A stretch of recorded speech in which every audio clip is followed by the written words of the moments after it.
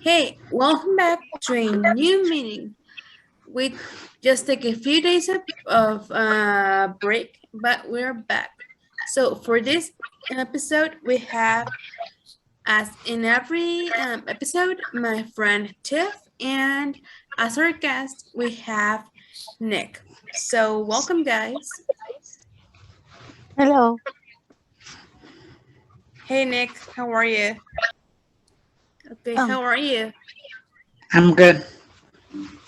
Ready to start? What is your disability? My disability. Yes. I have Morquio syndrome. If you don't know what's that, it's like little people like um like like how was meaning me and little and from the show little people from America. Mm-hmm. Little people, big world like them. Oh, very nice. So Yeah, can you but my disability was an accident. None of my family doesn't have that. All my family are healthy. I'm the only one with the disability at the age of I got it with the age of 3. Okay. Yeah, so I'm the only short person in the family. It's neurological or it's just structural? What? It's neurological or it's just like physical? I had an accident. I had an accident when I was 2.5, and my disability started when I was 3. Okay. Oh, wow. Yeah. Do you deal with any chronic pain or any situation related to Any what? chronic pain? No, I never had any pain like that. Now the only pain I have is like I've been having a lot of leg surgeries when I was a little kid. I started when I was 7, and I stopped having surgery when I was, think like I was 14. I had seven in total on my legs, one on my neck, and mostly my leg because my left leg I had 4, and my right I had 3. So during winter I always had pain because of my scars. So to ignore the pain, I wear like thermal pants or more sweatpants during the winter. Yeah, during the cold weather. Like, yeah, that's the only Yeah. pain. That's the only pains I have. Yeah, then I think that happens for most people with disabilities. Do you use mobility aids? If so, how do they help you? And have you always used them? No, the only thing I had is only therapy because it was surgery. But other than that, nothing. My best friend helps me work out in college because when I started college, my toothpick because I lost a lot of blood. I lost the ability to run and I lost the ability to jump. So my friend introduced me to the gym and I worked out ever since. And I work on my own since I stopped going to college. I went to a different college because the college I used to go, I go get in for free, even though without being a student. But the new college I trying to get in, but they told me I can't. I had to be a student. I had to be a student for PE, or I had to pay like $5 each session. And I asked them like, "What time is it? From it? Is it like 5 o'clock in the afternoon?" And I said, "No, thank you, because the school that I go right now is in a valley. I live in a city. It's like about an hour away from the city, but it takes 2 hours to get home from the bus, train, and like that. But from access, transability, disability, it takes at least 45 minutes, depending on traffic. But I don't want to do that because if I do that, my mom gets worried a lot because I just stay in the valley and come home. I commute. I don't stay at the school because there's no dorms at the college because it's just the college. So I don't commute. I just commute, and then I don't stay that long at school because it's a big camp. I like the campus because it helps me a lot with my deafness because the valley is more popular for the deaf than the city. At my city college, I was the only one. I didn't have that many friends, except for my best friends, because I'm deaf. I'm not deaf. I'm hard of hearing. All my friends, they don't know sign language except for my best friend. I taught my best friend how to do sign language. He's my interpreter when I got with him when we got out with a group of friends. But I cannot hear that well because they distract him from the noise and they talk at the same time. It gives me a lot of feedback on my hearing aids. And when they try to talk to me, I say, "Can you repeat the question?" Some of them they get frustrated, but they understand sometimes. But also frustrated because I cannot hear well. So my best friend he signs to me what they say. Every time he signs to me, I talk to them. So that's the only way. And my the college that I go, well, I used to go, I like it more there because I have more deaf friends over there. Because the population for deaf, it started California in Valley, not the city. In Valley is more popular. It's considered like a deaf city for them because that's where they started. So I like it there, but it's too far for me to stay there, and I don't want to live there because in the valleys usually it's hot over there because it's by the mountains. It's humid, and I can't handle the humid either. I like the either like a little breeze or cool weather. It calms my body down. But when I for the heat, it's too much for me to handle, and the cold's too much for me to handle at the same time. So I like the city better because it's like a perfect temperature for my body. Yeah, the weather sometimes is not good for What are struggles. some struggles you face on a daily basis? Well, my disability doesn't affect me right now. I'm an adult right now, so I'm used to it. But I was subconscious when I was a little kid. Like the way I explained it, like in the last meeting, like about it, Mm-hmm. they explained Nicole wanted to know about disability. I was subconscious when I was a little kid because I started using my wheelchair when I was 9 years old. Well, almost 10, and I used to walk a lot, but not normal. I walk kind of like a penguin because my knees were stuck together. That's how I Mm-hmm. walked. And then I remember like one time we went to a family dinner, and then when I was coming out with my brother and my family, kids were staring at me and like laughing and pointing. Yeah. I looked sad, but my brother told me what's wrong with me. And then, I told him in sign language because my brother's deaf, and explained it to him and said, don't let them bother you. As long as you believe in yourself, you love yourself, that's all that matters. He's been picked on too when he was a little kid because he's deaf in the family. He's the only one who's deaf, but he doesn't care about it as long as he loves himself. He's proud being deaf. That's a great advice. Yeah, that's why I remember those words from my brother. He's my older brother, like for 3 years. We're 3 years apart, so that's how we have like a special bond because he helped me like to love myself about my disability because he's disabled too. Because he doesn't consider himself disabled because he's just deaf. It's like for him it's being normal than everybody else. Like for Mm-hmm. hearing people, they think like deaf are dumb and stupid because they're slow. But I learned that they're wrong. They're not dumb or deaf. They're not even slow. They work twice as harder than us to to maintain the same levels as we do, as we hear. Because there Yes. are deaf actors, there's deaf actresses, deaf workers, but sometimes hearing people say they probably have the job, they feel sorry for them, and says that's not true. They work twice as harder to keep up with them. Because the Yeah. English is not their language. It's deaf language is different.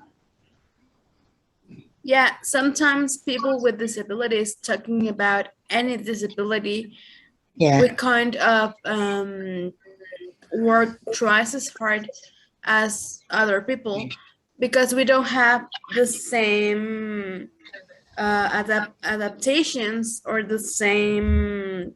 They don't know what we're dealing with. Yes. Yeah. So they sometimes they take pity on us, but I told him, why you feel sorry for me? I'm living, you're living. We both breathe the same air. We both have hearts and everything. My heart's beating, yours is heart beating. So why take Yes. pity on me? The only difference is I'm short and you're tall. Doesn't matter. Yep. like when my neighbor said like at my age, I'm 39, I'm still in school, and my neighbor said, "Wow, so, like people in your age, they don't go to school or work, but I do. I go to school. I want to work, but I'm afraid like the SSI might cut my check." Yes. And I heard recently, I heard like if I get married, they're gonna take out my benefits too. So that's why I'm worried about. That's why I don't want to be like being rushed to get married because I don't want to lose my benefits. That's how I maintain my bills and everything. Yeah. Mhm. Yeah, sometimes it's hard to decide to get married, or sometimes when you have kind of these benefits, when you are a person with disabilities, because you kind of lose them when, because they think, sometimes I think government thinks that you are, now that you're married, you're someone else's Mhm. responsibility. Yeah. So the next question is, what is a story that you could share about your disability? Anything. This could be a bullying story, or anything. Anything that you want to share. I want to share like I said, like when I was little, I was very uncomfortable with my disability because I didn't have no friends at all. Since I was the only kid in the family, they're short, and I went to five different elementary schools because of my disability. Because the first school was like I still live in the same area. The first school is like down the street, but that's like right now they have a wheelchair ramp and everything. But when I was there, they had no ramp, no wheelchair accessibility. It was considered like a normal school, but I wasn't normal. I had a disability. The principal noticed that when I was in third grade.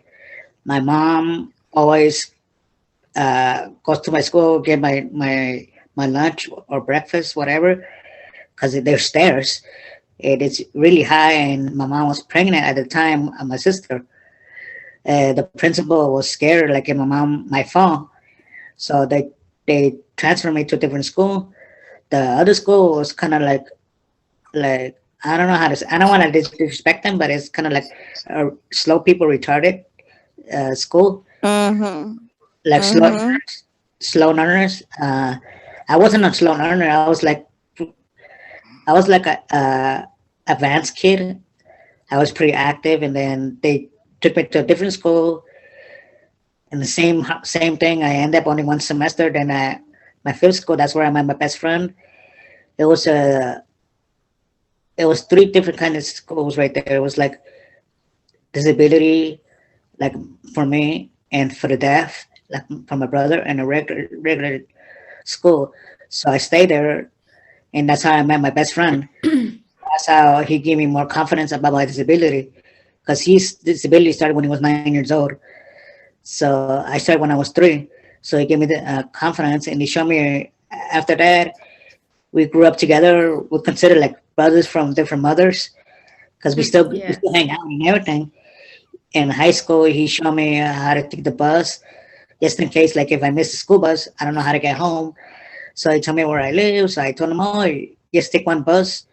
He said, "Yeah, but I'm afraid I might miss it. I miss a stop." So he showed me how to do that. He showed me around, and then we hanged out, going around the streets. So he taught me more about the city that we live in, and he gave me more confidence about my disability. Yeah, So, those are good friends, I like I said, guess. I'm proud of my disability right now. I don't care what kids thinks about me, but it's kind of bothers me like about 3 or 4 years old, but I don't care. They don't know about disability, but the parents should teach them about kids who have disability, not to tease them or make it fun of. But I don't mind from a 3 or 4 years old because they're barely learning. So it happens. Yeah. Yeah, those are not come, but those are good friends who teach you how to be Yeah. some way independent and do stuff and help you dealing with stuff. So What is one thing you wish you could change about your disability? One thing I could change about disability. Mm-hmm. No, nothing like right now. Like I said, I'm proud of my disability. That's how I live. So there's Mm-hmm. nothing, I won't That's change great. nothing about it. Yeah, that's Like I said, I love myself. So if they don't like it, love it's and their they have acceptance. to deal with it. Yes, love and acceptance. Mhm. What is a misconception? What is a misconception people have of your disability or diagnosis? What's the what? Misconception people has or have about your disability or diagnosis. Let's see. Well, before I made any friends, like able-bodied friends, they asked me like, was I born like this or what happened to me? Sometimes I don't like it when I say I was born like this because they don't know me at all. It's okay they could ask me like what happened to me. I don't like it when I say like if I was born like this. So I explain to them like yeah about my disability, like how it happened. It's not contagious because mine's not genetic. Like I'm the only one with this disability. So the only thing that question that bothers me like saying like if they don't know me, they could ask me like what's my disability, what caused it. But I don't like when they say if I was born like this. That kind of feels like offensive to me. Yes, because some disabilities they're like years there. They start at other ages, not necessarily at born Yeah. or at pregnancy. Mhm. If you receive negativity about your disability in public, how do you deal with it? Well, I do a lot activities before. I do like wheelchair camp, wheelchair sports. Uh, uh, if people don't understand it about it, like able body, I explain to them. Like my favorite sport is murder ball, but they don't know what's murder ball. I say, well, for you guys, it's called rugby, but for wheelchairs, it's called murder ball or wheelchair rugby. Mm-hmm. Mm-hmm. Because I used to play with murder ball, wheelchair hockey, wheelchair basketball, or whatever. I told them I could do anything what you guys could do. So that's why some people they don't understand. Like really, they say they think I cannot play sports, but I say yes, I can. The only thing I can't do it that well because my wheelchair is not made for sports. My wheelchair is like it's a regular wheelchair. But before this wheelchair, like my second wheelchair, it was sports. I used to do a lot of 360 playing basketball, shoot the basketball backwards. Uh, I used to do that with my best friend. We make 3-pointers. We both have. He has a regular chair, but he's used to it. But I wasn't. I consider myself more sports wheelchair because more flexible for me to turn around and turn faster and everything. Like my other wheelchair was Colors Company. That's more like a wheelchair. I also want to get like a TI. TI is more lighter, but my insurance doesn't cover it. So hopefully, maybe in 2 years, it could cover it. Now, right now, I have a quickie wheelchair. I like it, but I'm more sports active kind of guy. Yeah. So I like to like if they want ask me questions about it, like how do I play sports, I'll be happy to tell them like how I play sports. Yeah, I think it's better to ask than to assume. Yeah, I don't like Mm-hmm. I don't like being like judged or something like that. Yes. Assumption. They could ask me. I'll be happy to tell them, but I don't like it when they judge me if they don't know me. That's true. Me too. How do you feel society treats people with disabilities? I feel proud of it because like once they get to know about my disability, they get to know me a little bit more better instead of like doing assumptions and everything. So that's why I like Yeah. to explain about it about my disability. So they have the right. They could ask me, but I don't want them to like to say like offensive questions, like saying like if I was born like this, blah blah blah. I said no. I get a little bit mad about it. I tell them that's kind of like a rude question, but you have to ask like more politely about it, like saying Yes. like if they say they could ask like if you don't mind how that I got my disability. So that's like a more proper way to ask. Not like saying like were you born like this or blah blah blah. Are you function in your lower body or whatever? I don't like those kind of questions like that. Why do you think it's important to raise awareness for people with or without a disability? Well, for everybody, I think it's important to learn about disability, like so they can know them about it. And for disabilities, like get to know about everybody's about it, because some disability people they're self conscious about it, like I was. So I'm in an organization, a Latino organization. The founder asked me to be an ambassador uh, of their organization. So she selected me because she noticed like I'm not afraid about my disability. So she wants me to be like uh, give a speech about disability. If they have questions about it for kids, like saying like if they barely getting their diagnosed about the disabilities, to tell them like don't be afraid about the disability. The that to motivate them to be like more active instead of being isolated about their own disability. Because I grew up for it, so I have experience about it. So she wants me to be kind of like a mentor about it. So let's see what happens when this virus thing is goes away. We could start having Yes. more events about it, and because we usually have like monthly meetings. And I see like a little kids being shy about their disability. They don't want to make friends about it. So that's why the founder asked me to be an ambassador for their organization.